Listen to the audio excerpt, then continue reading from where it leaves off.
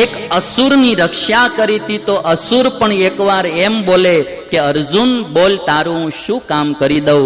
તો આજના દીકરાઓ એના મા બાપને ક્યારેક એમ કહેવું જોઈએ કે તમે અમારી બાળપણમાં બહુ રક્ષા કરી, અમે તમારા માટે શું કરી દઈએ. અને ક્યારેક સામે આલીને કહેવું જોઈએ.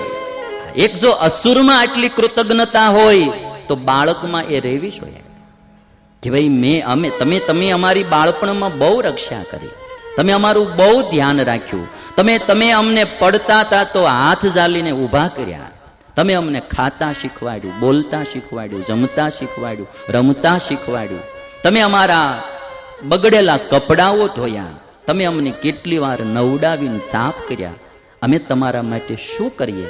ક્યારેક મા બાપને કહેવું જોઈએ, માતા પિતાને એમ કહેવું જોઈએ કે તમારી કાંઈ ઈચ્છા હોય તો બોલો.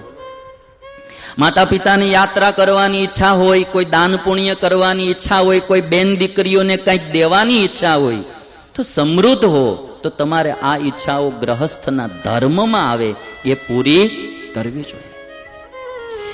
કોઈ પણ માણસ આપણી ઉપર કંઈ ઉપકાર કર્યો હોય તો એને ક્યારેક કહેવું જોઈએ કે તમે આટલો ઉપકાર કર્યો તો હું તમારા માટે શું કરું.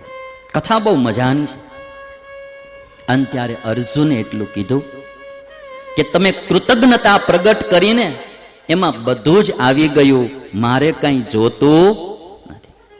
તમે જે કૃતજ્ઞતા પ્રગટ કરી, તમે આટલું કીધું કે હું શું કરું, એમાં બધું જ આવી ગયું.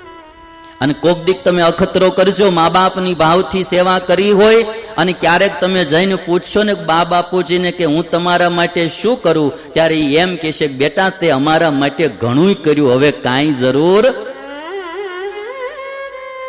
જો ભાવથી રાખ્યા હોય તો ઈ ઓડકાર આવશે.